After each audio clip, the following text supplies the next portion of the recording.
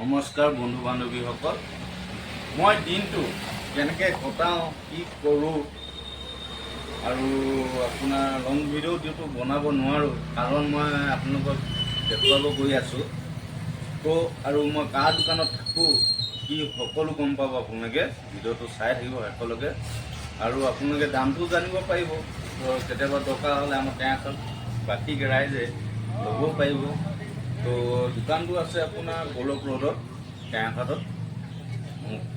বলক ৰোডত সোমাই সোনকালে আপোনাৰ বলাৰ ষ্ট'ৰ বুলি লিখা আছে বেনাৰখনত। তো তাত সোমালে আপুনি ল'বও পাৰিব কেতিয়াবা বস্তু। আৰু বস্তুবিলাক মই